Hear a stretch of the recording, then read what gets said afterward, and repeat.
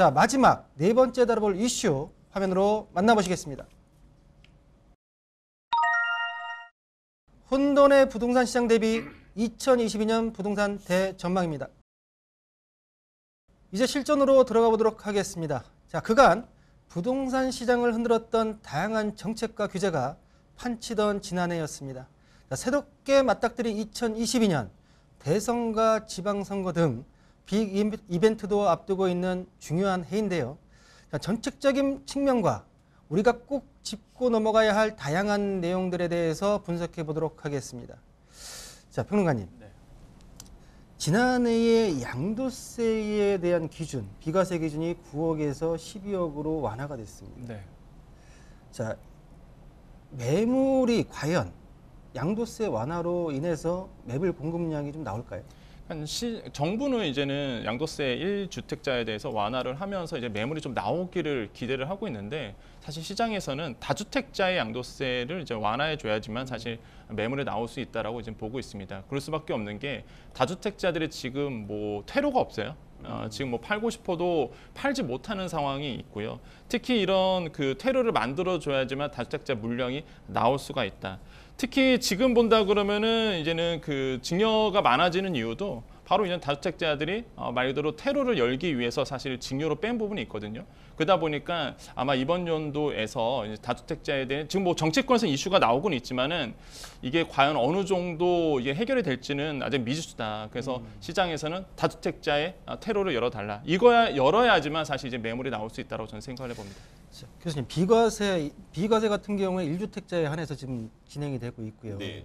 그럼 다주택자 물량을 확보하기 위해서 지금 중과에 대한 유예 내용이 나왔습니다. 네. 과연 그게 실현 가능할까요?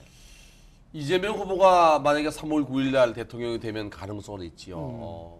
그러나 이제 그 윤석열 후보가 당선이 되면 재조정하겠다니까 뭐 당연히 있다고 봐요. 그래서 한시적이든 장기적이든 조정은 있을 거라고 보여집니다. 단지 다주택자가 지난해 그 종합부동산세 대상자가 48만 5천 명이나 됐습니다. 그리고 서울시만 해도 주택 수로는 한 120만 가구가 넘습니다. 근데 이게 이제 만약에 그 어느 후보가 당선되느냐에 따라 다른데, 이재명 후보가 당선된다면 일식이기 때문에 한 번 정도 나오지 않겠나. 그렇다고 해서 이게 지난해 그 제시했던 내용이 있어요. 6개월 이내에 팔게 되면 100% 면제해주고, 8개월 이내에 팔게 되면 50% 면제해주고, 또 1년 이내에 팔게 되면은 뭐 4분의 1만 내게 한다. 저는 실현 가능성은 있다고 보여요. 여당이 만약에 당선된다면. 그런데 이제 그 이재명 후보가 당선이 안 된다면 내년에는 일시적으로 동결할 가능성이 있어요. 윤 후보가 뭐 1년 내에 이렇게 그 소득세법을 개정하거나 양도소득세법을 개정해야 되는데 이게 쉽지 않거든요. 그렇죠. 네, 그렇다면 지역 규제를 그 조정할 가능성은 있어요. 지금 현재 서울시의 25개구가 전부 조정 대상 지역의 투기 과일지구입니다.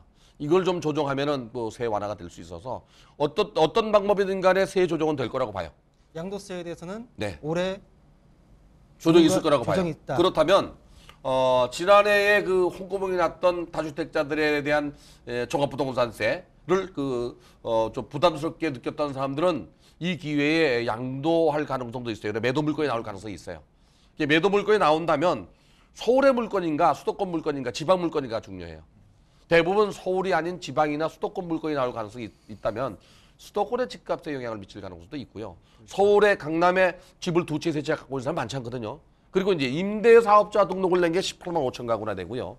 개인 사업자가 50만 4천 가구나 됩니다. 이건 팔 수가 없어요.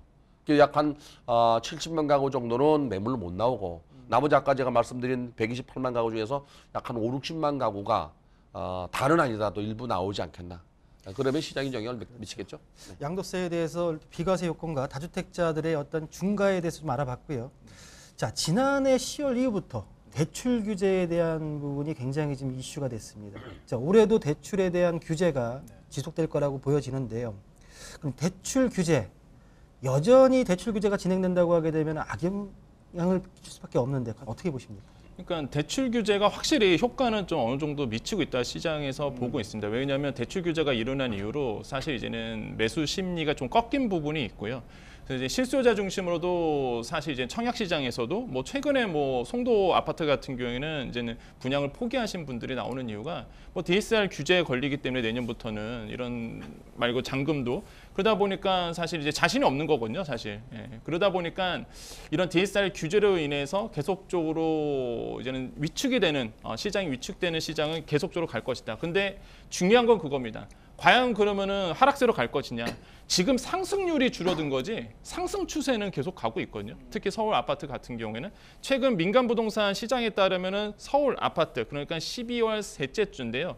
이런 서울 아파트 값이 0.04% 올랐습니다. 그러니까 계속적으로 오르고 있는데 상승률이 떨어진 거예요. 그래서 제가 봤을 때 인기 지역은 계속적으로 뭐 대출 규제가 오든 간에 계속적으로 상승이 될 수밖에 없다. 하지만은 실소자 중심, 특히 자본이 좀 떨어지시는 사회 초년생이라든지 시장에 처음 진입하신 분들은 이런 차주 단위의 DSR 규제는 굉장히 좀 압박감으로 다가오기 때문에 어느 정도 조정의 영향은 가능성은 올해도 있다라고 생각을 해봅니다. 대출 규제가 하락이 아니라 일단은 좀 상승률의 둔화, 맞습니다.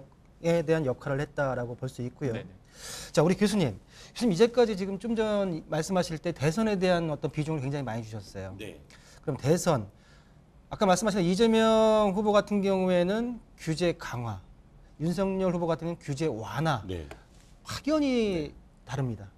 과연 이 대선 3월 9일 이후에 대선이 미칠 영향, 부동산의 영향 어떻게 보시는지, 그리고 어떻게 대통령이 당선된 분께서는 이 시장을 안정화시키기 위해서 어떤 정책을 내놓는 게 맞는 건지 한번 말씀해 주시죠. 우선은 뭐 우리 권혁중 전문가 말씀하신 대로 윤석열 후보는 대통령이 되면은 세계 최초 주택 구입자나 무주택자에게는 규제 완화하겠다 했어요. 특히 대출 규제 완화한다 했어요. 근데 이재명 후보 같은 경우는 뭐 규제 강화로 가 있기 때문에 특히 지금 정부에서는 뭐 금융감독위원장도 한 번 더 이번 달인가요 금리 올릴 것 같아요. 그러고 난 다음에 이제 뭐 물러나겠지만은 규제 강화로 계속 가고 있기 때문에 대선이 시장에 미치는 영향은 생각보다 그 변곡점이 클 거라고 봐요, 저는.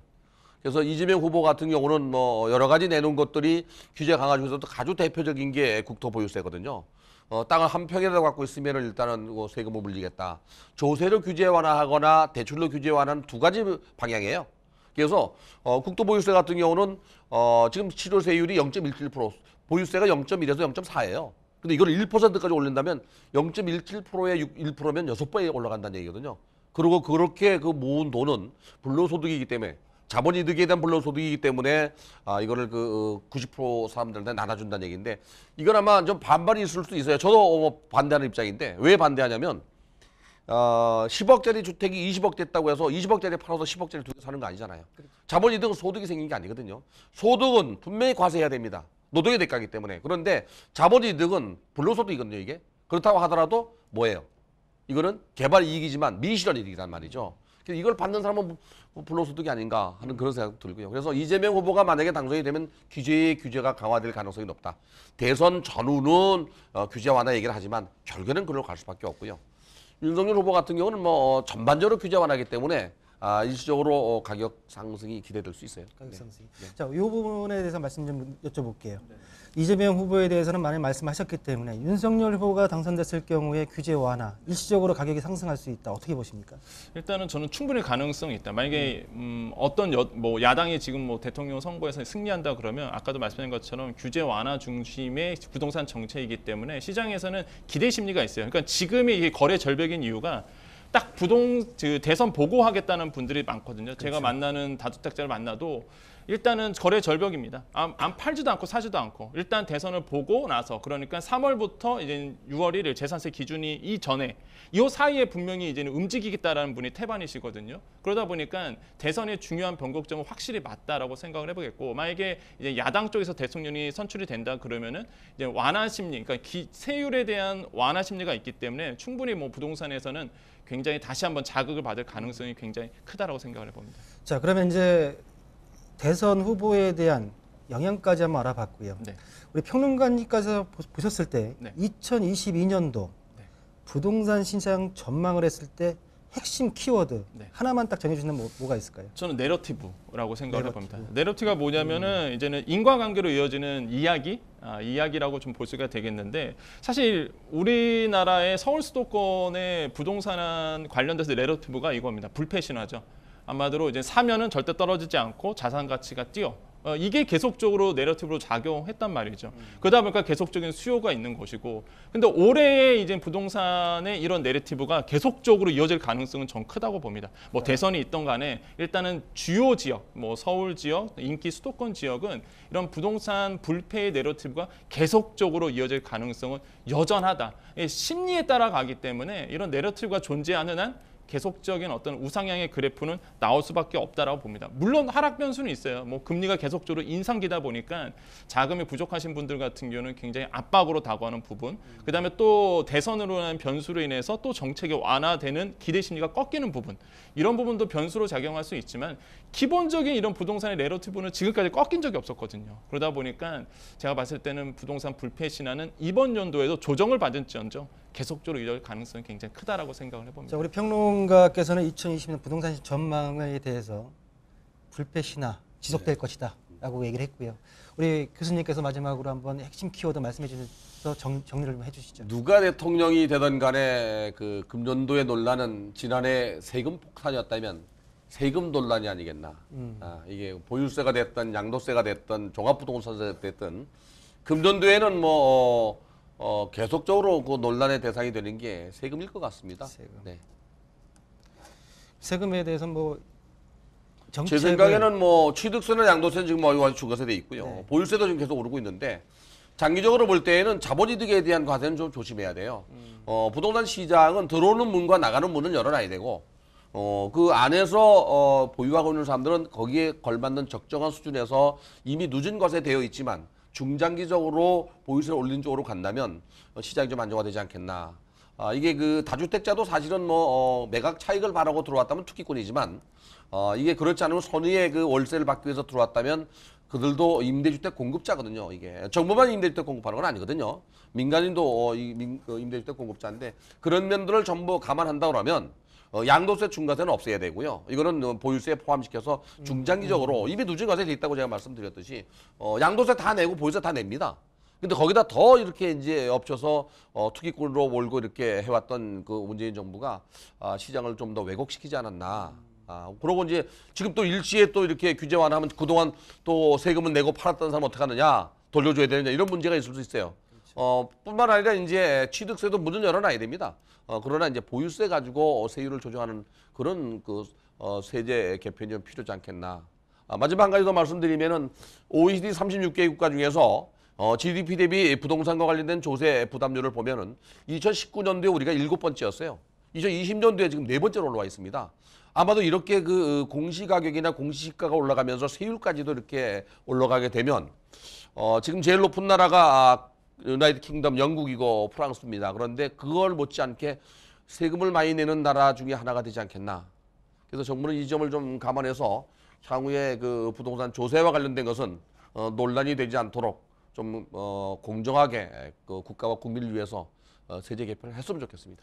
우리 교수님께서는 2020년 부동산 시장 전망의 핵심 키워드 세금, 거래세는 낮추고 보유세는 적정 수준에서 선순환 시켜야 된다라는 의견으로 문제가요. 예.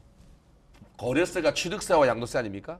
정부에서는 그 양도세를 소득세로 봅니다. 거래세를 보지 않습니다. 그걸 빼면 우리나라 세금이 낮다고 얘기하는 겁니다. 알겠습니다. 귀중한 말씀 잘 들었고요. 자, 이상으로 저희가 준비한 2022 부동산 대전망 마무리하도록 하겠습니다.